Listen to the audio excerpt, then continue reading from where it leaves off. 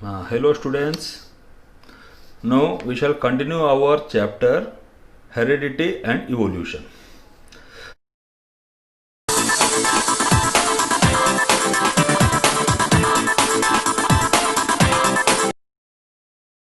Take evolution.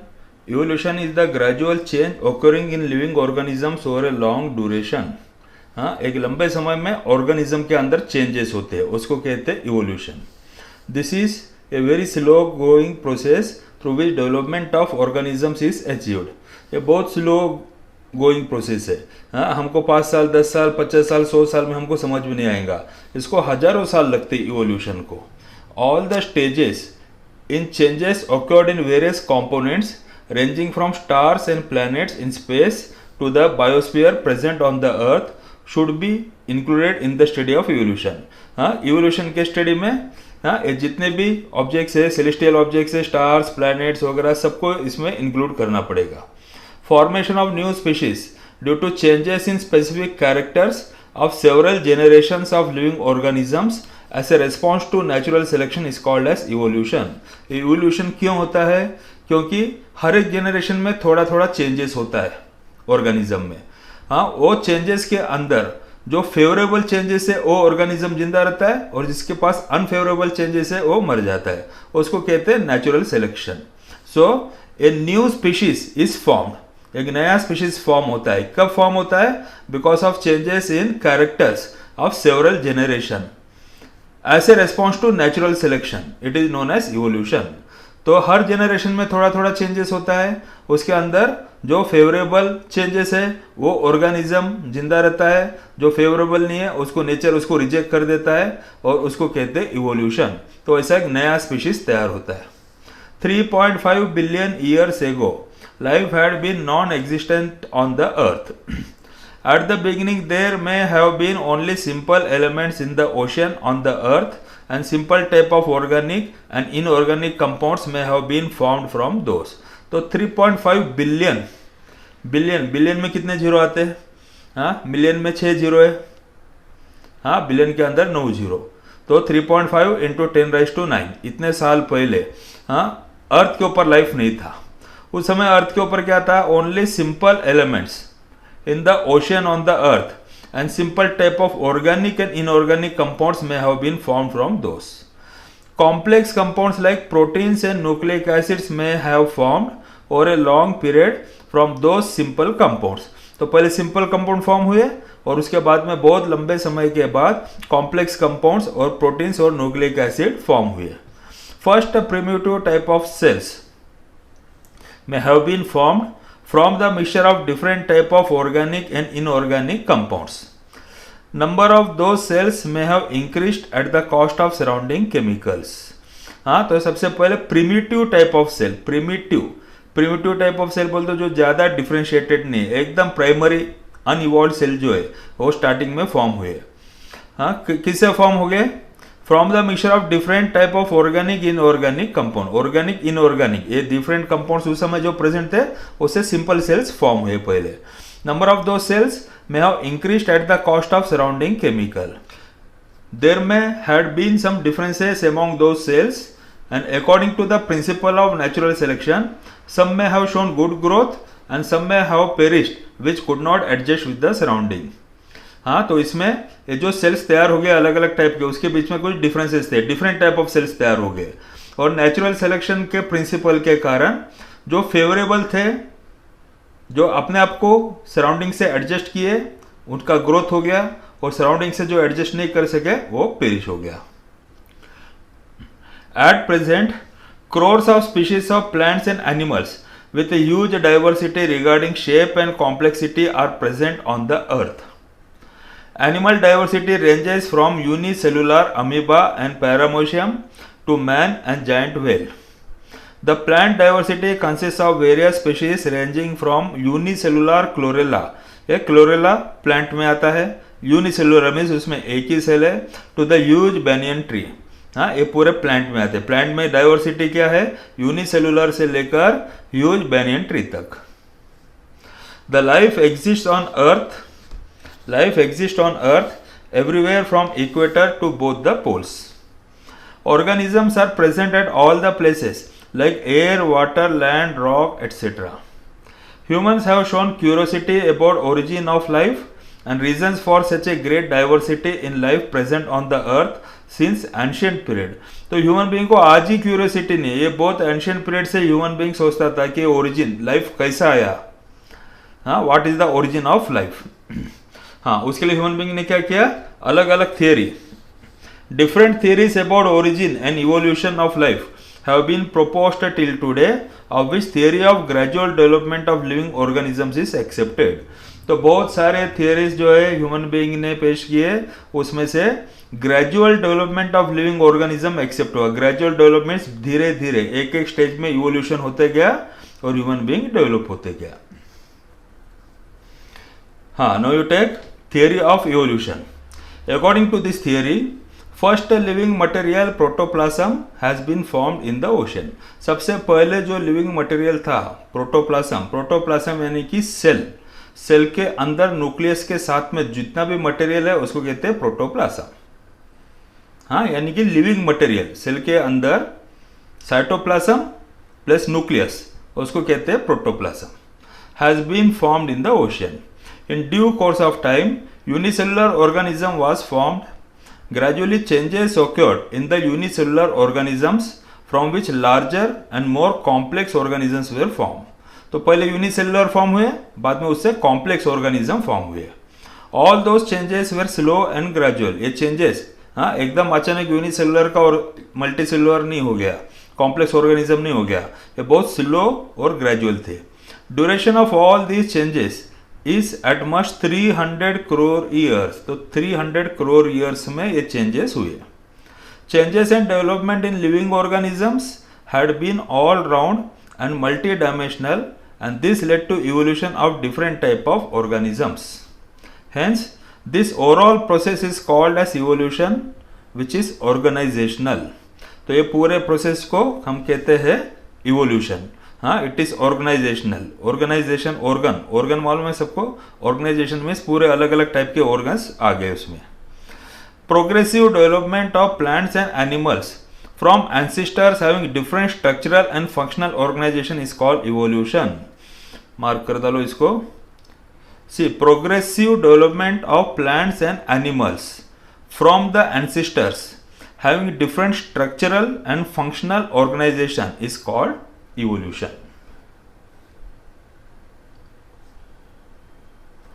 हाँ, evidences of evolution. अब evolution का प्रूफ क्या है हमारे पास. Collective thinking upon all above mentioned theories implies that evolution is everlasting process of changes. However it needs proof to prove it. हाँ, कि evolution से एक कॉम्प्लेक्स ऑर्गेनिज्म आए, इसको कैसा प्रूव करने का. Following are various proofs available in support of the theories mentioned above. See, सबसे पहले है morphological evidences. Morphology का मतलब है external appearance. Morphological evidences. Observe the following images and note the similarities between the given animal images and plant images. ये देखो, ये 3 images देखो, कोई सिमिलरिटी दिख रहा है इसमें. हाँ, सबको दिख रहा है. 2 आँख है, आँख के बीच में नाक है, नाक के नीचे मुंह है, उसके बाद में 2 ईयर्स है. हाँ, various similarities like structure of mouth, position of I, structure of nostrils and year पिन्ने. या ये जो कान के ऊपर ये जो लटक रहे हैं ना, इसको पिन्ने बोलते हैं. हाँ, जो फ्लैप्स है उसको कहते हैं pinnae. Ear pinnae and thickly distributed hairs on the body are seen in animals. तो हर एक एनिमल के ऊपर दिख रहा है हेयर है. In characters like leaf shape, leaf venation, leaf petiole occur in case of plant. अभी प्लांट के अंदर हम देखेंगे तो इसके अंदर हमको लीफ का शेप देखो, हर एक लीफ का शेप थोड़ा मिलता जुलता है. लीफ के अंदर विनेशन, लीफ के अंदर देखो वेन्स है, बारीक बारीक छोटे छोटे लाइंस रहते हैं, उसको वेन्स बोलते हैं. लीफ पिटियोल, लीफ का जो है ना डंडी है.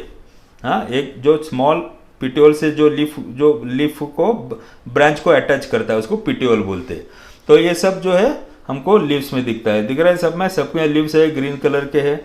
This indicates that there are some similarities in those groups and hence it proves that their origin must be same and must have common ancestors. तो ये हमको बताता है कि सबके एंसिस्टर, ये जितने 3 प्लांट्स दिख रहे हैं यहाँ पर, इनका एंसिस्टर कॉमन है. ये जो एनिमल्स दिख रहे हैं इनके भी एंसिस्टर कॉमन है. हाँ, नेक्स्ट है, तो पहला हो गया मॉर्फोलॉजिकल, मीन्स एक्सटर्नल अपीयरेंस, सबका अपीयरेंस मिलता जुलता है इसलिए उनका एंसिस्टर कॉमन है। Next is anatomical evidences. If you carefully observe the pictures there doesn't seem any superficial similarity between human hand, cat's foreleg, flipper of whale and patagium of bat। हाँ, अब ये तीनों, हाँ, ह्यूमन बीइंग का hand देखो, हाँ, उसके बाद में कैट का फोर लेग मीन्स आगे का पैर, फ्लिपर ऑफ द व्हेल, हाँ, और पैटाजियम ऑफ द बैट, इसमें कुछ भी बाहर से कुछ भी सिमिलरिटी नहीं है। Similarly use of each of दो structure is different in respect to animal. हाँ, तो ह्यूमन बीइंग हैंड का यूज अलग करता है, कैट फोर लेग का अलग करता है, फ्लिपर व्हेल जो है, हाँ, वो अलग यूज करता है, इसलिए स्ट्रक्चर भी अलग है, यूज भी अलग है। However there is similarity in the structure of bones and bony joints in organs of each of those animals. लेकिन उसका जो बोन अगर तुम देखेंगे, हाँ, जैसे ह्यूमन हैंड का बोन है, एक कैट का फोर लेग का है, हाँ, ए पैटाजियम ऑफ बैट है, हाँ, ए व्हेल का फ्लिपर है, हाँ, इस सब के बोन्स को देखो, इसमें कुछ सिमिलरिटी दिखेगा हमको। क्या दिखेगा इसमें similarity? Bony joints in the organs of each of those animals. तो बोन्स का स्ट्रक्चर सिमिलर दिख रहा है कि सब पूरे जॉइंट्स है इसके अंदर। This similarity indicate that those animals में हैव कॉमन एंसिस्टर। इसको कहते हैं एनाटॉमिकल एविडेंसेस, यानी कि उनके जो बोन्स है, उनके जो स्ट्रक्चर है वो सिमिलर है।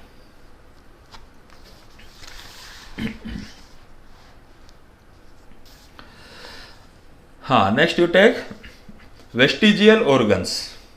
डिजेनरेटेड और under developed useless organs of organisms are called as vestigial organs.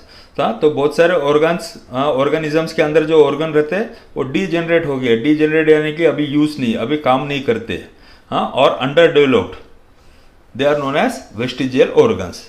In living organisms, sudden development of new tissues or organs for living in changing environment is not possible। तो अचानक कोई भी new tissue और नया organ नहीं आता है। Instead, existing organs undergo gradual changes। जो ऑर्गन्स है लिविंग ऑर्गेनिज्म में, उसी के अंदर स्लो चेंजेस होते हैं, अचानक कोई भी ऑर्गन नहीं आता है। Mostly a specific structure in the body is useful under certain situation। However, same structure under different situation may become useless or even harmful। Such structure begins to degenerate under such situation as per the principle of natural selection। तो कोई भी organism लेंगे, उसके अंदर कोई भी अगर समझो स्ट्रक्चर है, बॉडी का एक पार्ट है, और बॉडी का जो पार्ट है वो कब यूजफुल रहता है? Under certain situation. कभी कभी सिचुएशन चेंज हो गया तो यूजलेस और हार्मफुल हो जाता है। तो वैसा जो स्ट्रक्चर रहता है जो एक सिचुएशन में यूजलेस और हार्मफुल है, वो डीजेनरेट होता है। डीजेनरेट का मतलब क्या हो जाता है? वो काम करना बंद कर देता है, हाँ, वो डिके होना शुरू हो जाता है, यानी कि वो उसका अंदर का जो स्ट्रेंथ है वो कम हो जाता है। Under such situation as per principle of natural selection it takes thousands of years for a structure to disappear. धीरे धीरे क्या होता है? वो स्ट्रक्चर डिसअपियर हो जाता है, लेकिन उसको थाउजेंड्स ऑफ ईयर लगता है। Such organs are seen in different phases of disappearance in different animals. तो एनिमल्स के अंदर अलग अलग फेस में हमको देखने को मिलेगा। सच ऑर्गन दो non functional in certain organisms, it may be functional in other organisms, that is it is not vestigial in other organism. तो वो जो ऑर्गन है कुछ ऑर्गेनिजम्स के अंदर वो डिसअपियरेंस के फेस में रहता है, यानी कि धीरे धीरे वो डिसअपियर हो रहा है, और इट इज नॉन फंक्शनल, उसके अंदर वो फंक्शनल भी नहीं है। लेकिन some other organism it is functional, यानी कि उसके अंदर वो वेस्टिजियल नहीं है। तो कुछ ऑर्गन्स रहता है, हाँ, in some organism they are functional and in other organisms they are non functional. जैसे एक एग्जांपल है अपेंडिक्स, सबको पता है, फिगर में दिख रहा है, हाँ, ये लार्ज इंटेस्टाइन स्मॉल इंटेस्टाइन, जहाँ पर दोनों जॉइन होता है वहाँ पर एक अपेंडिक्स हमको दिख रहा है, वर्म लाइक आउटग्रोथ दिख रहा है, उसको कहते हैं appendix. Appendix which is useless to human is useful and fully functional organ in ruminants. Human being के अंदर अपेंडिक्स जो रहता है उसका कुछ भी काम नहीं है, लेकिन रूमिनेंट का मतलब क्या रहता है? जैसा गाय, भैंस, हाँ, ये जो जानवर है, हाँ, ये जो फूड रहता है, फूड को टेम्पररीली उनके स्टोमक में स्टोर करते हैं और बाद में उसको बाहर निकाल कर च्यूइंग करते हैं, उसको रूमिनेंट कहते हैं। हाँ, जो फूड को टेम्पररीली अपने स्टोमक में रखते हैं एंड जब उनके पास टाइम रहता है वो बाहर निकल के च्यूइंग करते रहते हैं, उसको कहते हैं रूमिनेंट्स। तो रूमिनेंट्स के अंदर अपेंडिक्स काम करता है। Similarly muscles of ear pinna, हाँ, हमारे कान के जो मसल्स है which are useless to human, हमारे कान को हम हिला नहीं सकते, क्यों, पिन्ना को हम हिला नहीं सकते। They are useful in monkeys for movement of ear pinna. तो मंकीज के अंदर, डॉग के अंदर तुमने देखा रहेगा, डॉग के अंदर क्या रहता है, वो कान के जो पर्दे रहते, कान के जो ईयर पिन्ना रहता है उसको हिलाते रहते हैं, जो जिस डायरेक्शन से आवाज आता है वो डायरेक्शन में उसको फोकस करते हैं। They are useful in monkeys for movement of ear pinna. तो हमारी ईयर में जो मसल्स है वो हमारे काम के नहीं है। Various vestigial organs like tail bone coccyx, wisdom teeth, हाँ, विजडम टीथ, हाँ, अक्ल दाढ़ बोलते हैं, सबसे लास्ट में, हाँ, लास्ट में जो रहता है दोनों तरफ टोटल 4 विजडम टीथ रहते हैं। And body hairs are present in body of human being. तो ये सब पूरे वेस्टिजियल ऑर्गन्स है। हाँ, टेल बोन कॉक्सिक्स जो रहता है वो हमारे अंदर कुछ काम का नहीं है, विजडम टीथ भी हमारे काम का नहीं है, और बॉडी के ऊपर हमारे जो हेयर्स है वो भी कुछ काम के नहीं है।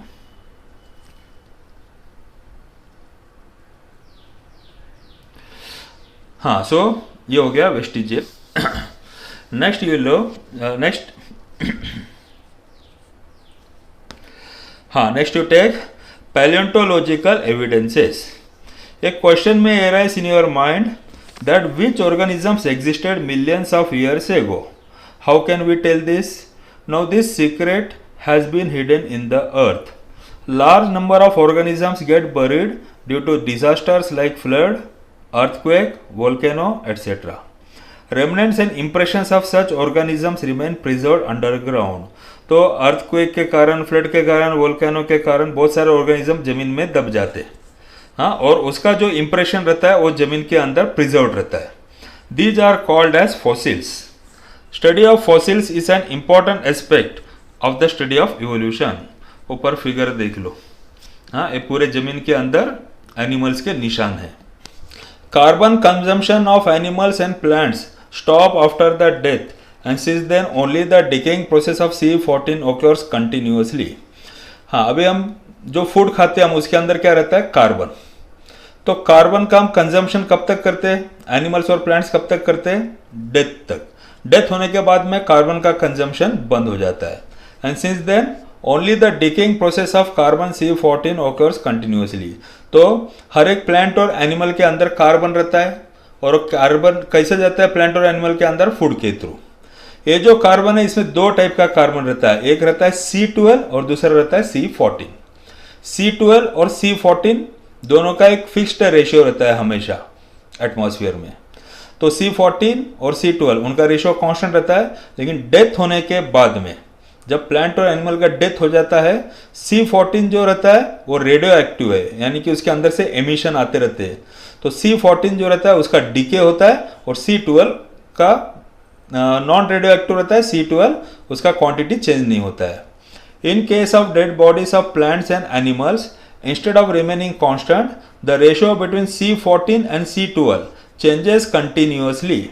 C14 C12 डेथ के बाद में रेशियो क्या होता है, कम होते जाता है। क्यों, C14 कम हो रहा है, C12 कांस्टेंट है, as C12 is non radioactive. The time passed since the death of a plant or animal can be calculated by measuring the radioactivity of C14 and the ratio of C14 to C12 present in the body. So अगर समझो हमको plant या animal, हाँ, उसका अगर कोई body अगर मिलता है हमको फॉसिल के फॉर्म में, मीन्स हजारों साल पुराने, तो हम लोग क्या कर सकते हैं, C14 का रेडियो एक्टिविटी हम मेजर कर सकते हैं, और उसका रेशियो C14 C12 का रेशियो हम फाइंड कर सकते हैं। This is carbon dating method. उससे हमको पता चलता है कि वो जो सैंपल हमने जो टेस्ट किया था वो कितना साल पुराना है। It is used in palaeontology and anthropology for determination of age of fossils, human fossils and manuscript. तो हम एक कहाँ पर यूज करते हैं, हम एक तो है पैलियोंटोलॉजी। पैलियोंटोलॉजी का मतलब क्या है, जमीन से समझो हमको कोई फॉसिल मिलता है तो हम उसका लाइफ फाइंड कर सकते हैं, वो कितने हजार साल, कितने लाख साल पुराना सैंपल है। नेक्स्ट है एंथ्रोपोलॉजी। एंथ्रोपोलॉजी का मतलब क्या है, अगर समझो कोई पुराना हमको मैनस्क्रिप्ट मिलता है, कुछ लिखा है पेपर के ऊपर, हाँ, किसी ने कुछ लिखा है, तो कितने साल पुराना है, हाँ, वो हम उसे फाइंड कर सकते हैं। For determining the age of human fossils and manuscript, तो एंथ्रोपोलॉजी में मैनस्क्रिप्ट का एज फाइंड करते हैं, पैलियोंटोलॉजी में ह्यूमन फॉसिल का एज फाइंड करते हैं हम। Once the age of fossil is been determined by such technique, it becomes easy to deduce the information about other erstwhile organism।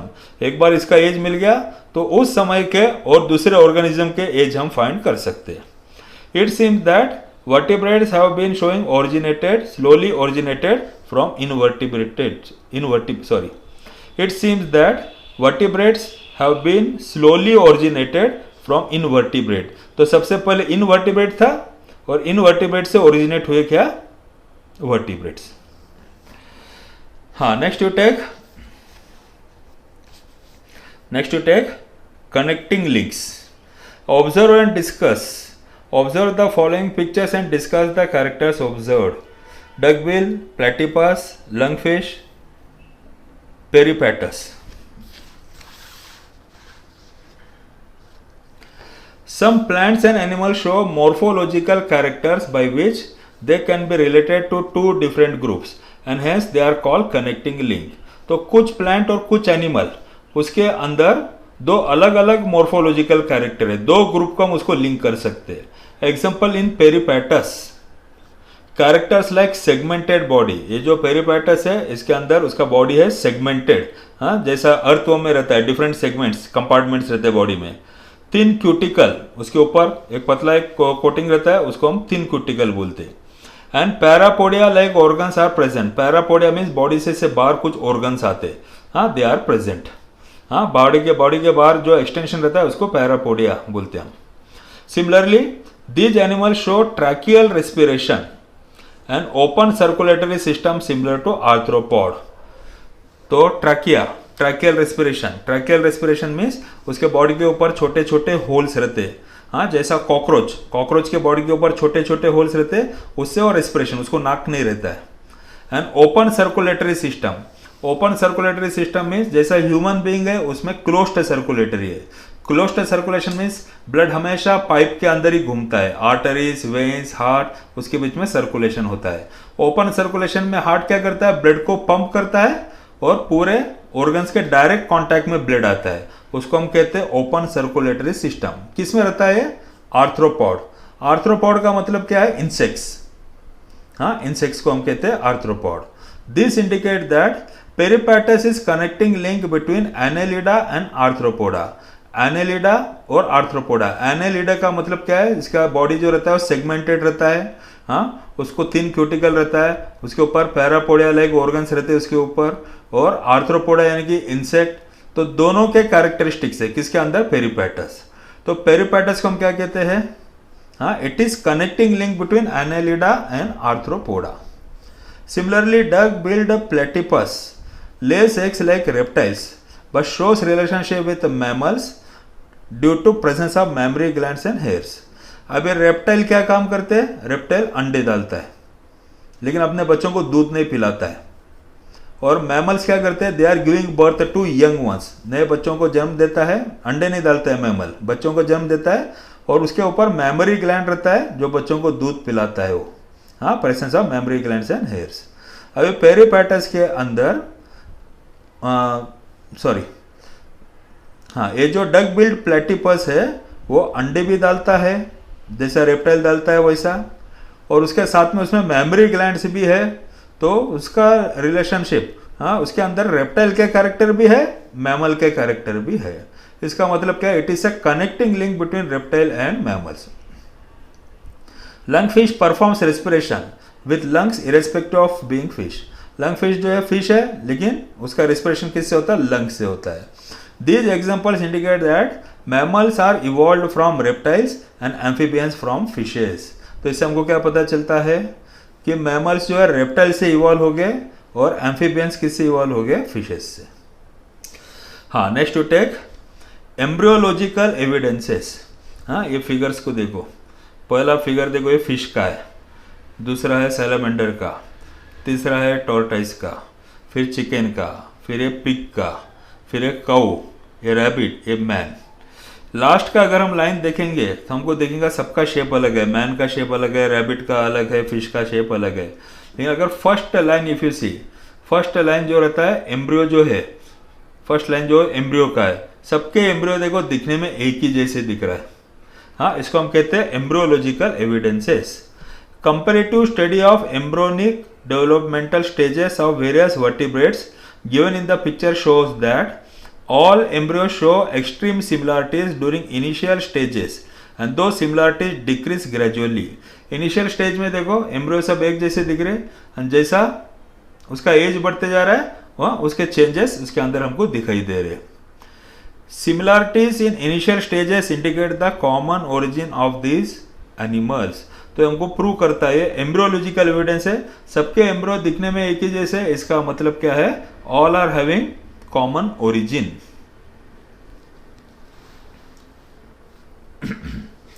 हाँ, next you take Darwin's theory of natural selection.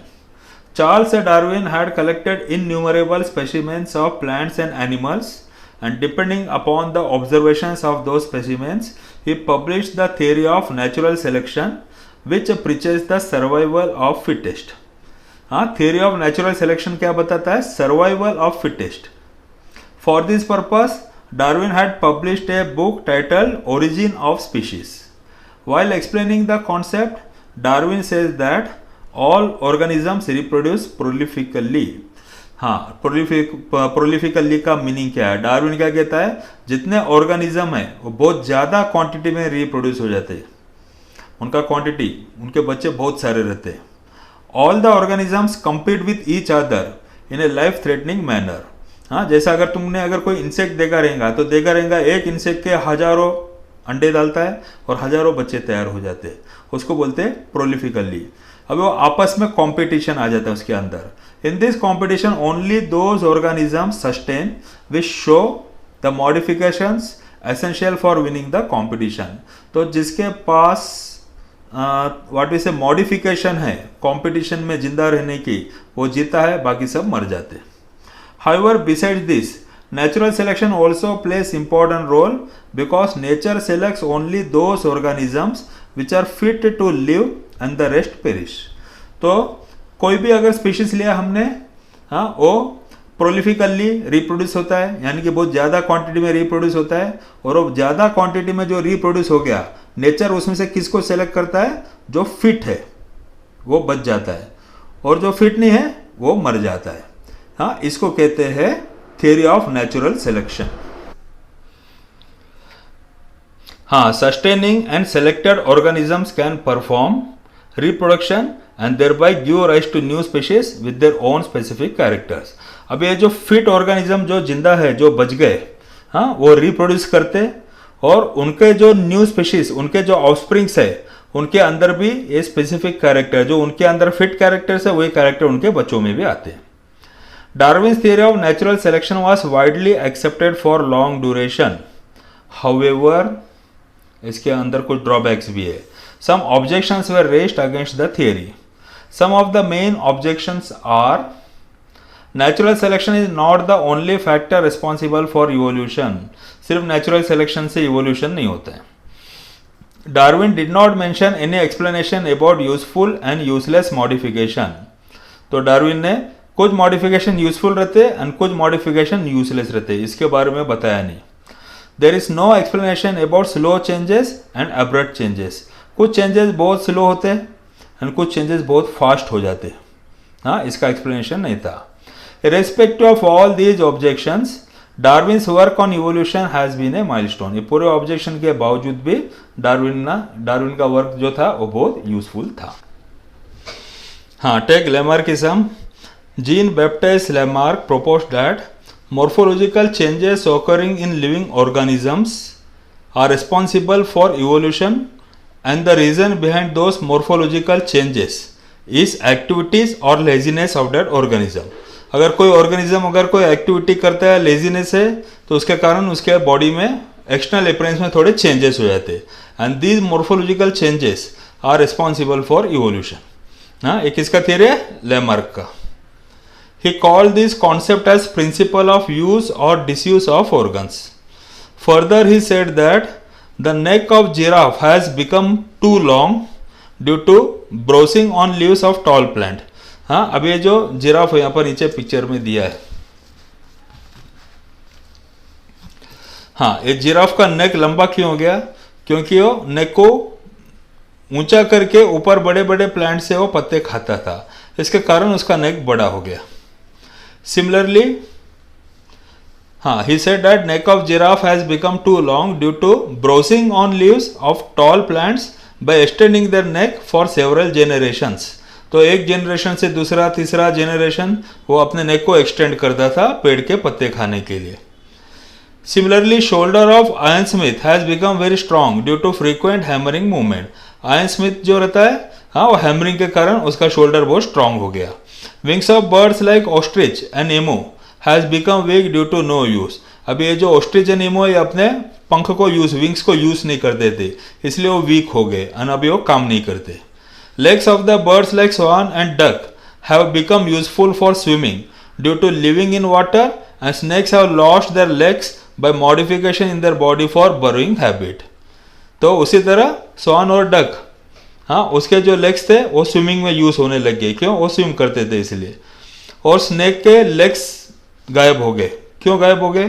They lost their legs by modification in their body for burrowing habit. Burrow यानी कि जमीन के अंदर whole करके उसके अंदर चले जाने का, उसको बोलते हैं बरोइंग। बरोइंग हैबिट के कारण क्या हो गया? They lost their legs.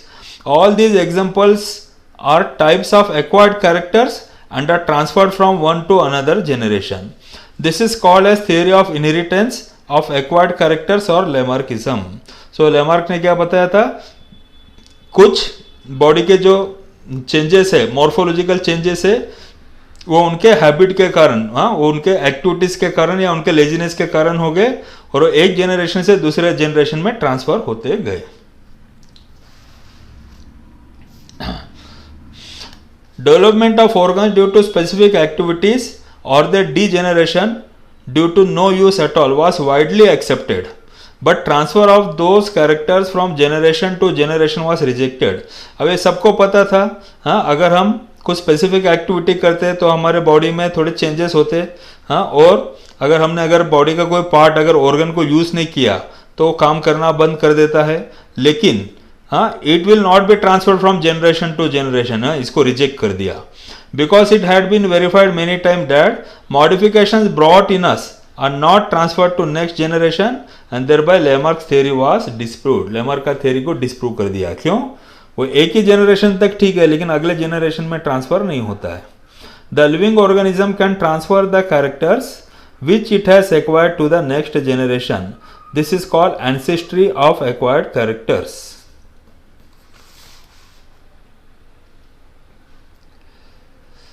हाँ, next you take speciation, species, formation of new species of plants and animals is the effect of evolution. So evolution के कारण नए नए species तैयार होते हैं plant और animals में। Species is the group of organisms that can produce fertile individuals through natural reproduction. Each species grows in specific geographical conditions. Their food, habitat, reproductive ability and period is different.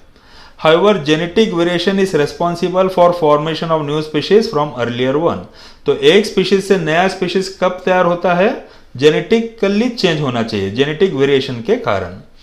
Besides geographical and reproductive changes are also responsible. हाँ, geographical change के कारण और reproductive change के कारण भी नए species तैयार होते हैं।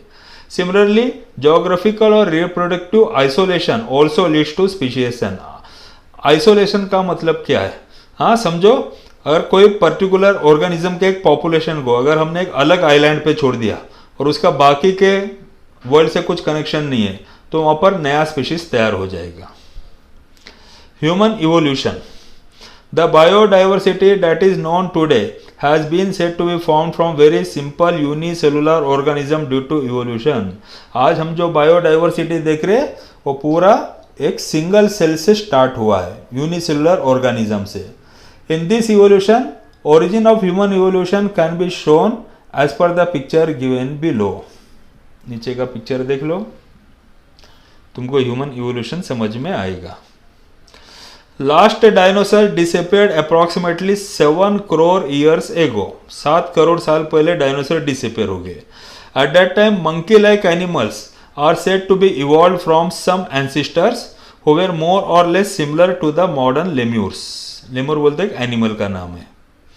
Tell of these monkey like animals of Africa is said to be disappeared about 4 crore years ago. They developed due to enlargement in brain. Their hands were also improved and thus ape-like animals were evolved.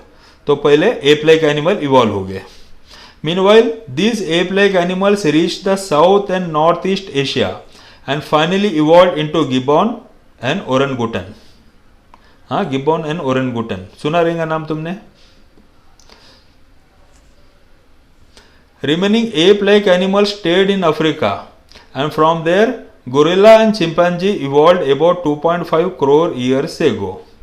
हाँ, तो remaining ape-like animal Africa में stay किए और उसे कौन evolve हो गया? Gorilla और चिंपांजी. कब इवॉल्व हुए? 2.5 crore years ago. Evolution of some of the 2 crore year old species of apes seems to be occurred in different way. They had to use hands more for eating food and other work.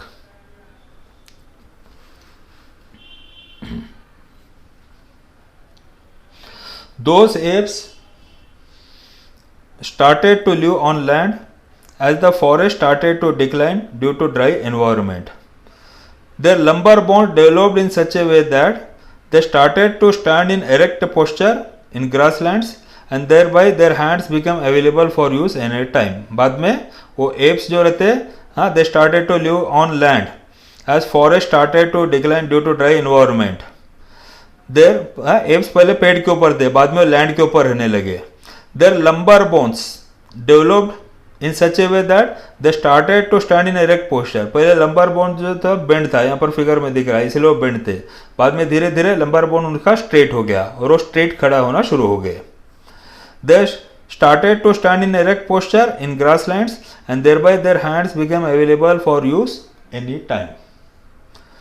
These first human-like animals with erect posture which were using their hands have evolved about 2 crore years ago. 2 crore साल पहले evolve हो गए. erect posture human being के जैसे. हाँ, human being के जैसे animals थे वो. फर्स्ट रिकॉर्ड ऑफ ह्यूमन-like animal is with us in the form of Ramapithecus ape from East Africa. हाँ, तो Ramapithecus बोल के एक एप का हमको फॉसिल मिला था. हाँ, वो कहाँ पर इवॉल्व हुआ था? ईस्ट अफ्रीका में.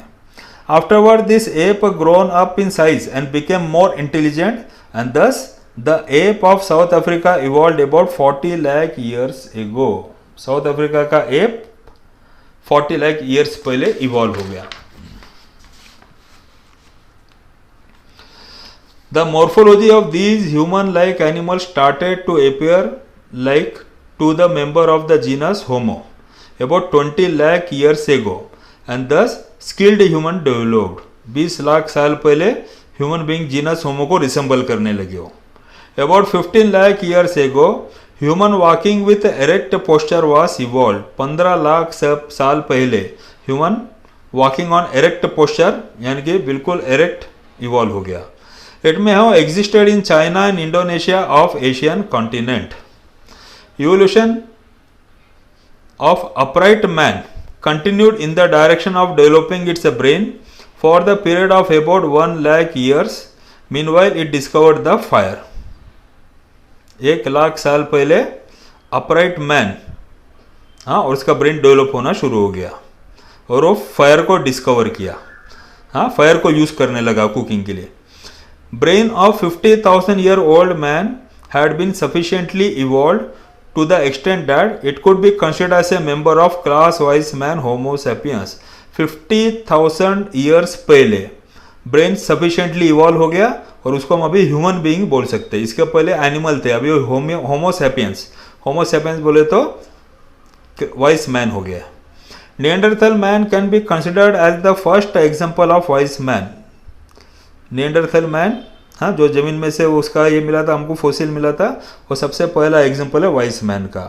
उसके बाद में crow Magnon man evolved about 50,000 years ago and afterwards. This evolution had been faster than earlier. तो 50,000 साल पहले क्रो मैग्नोन मैन मिला हमको. हाँ, see, about 10,000 years ago, wise man started practice of the agriculture. He started to rear the cattle herds and established the cities. Cultural development took place. Art of writing was invented about 50,000 years ago, and thus the history had been started. Modern sciences emerged about 400 years ago, and industrial society was established about 200 years ago, and now we have reached at this stage, and still we are searching the details of roots of human ancestry.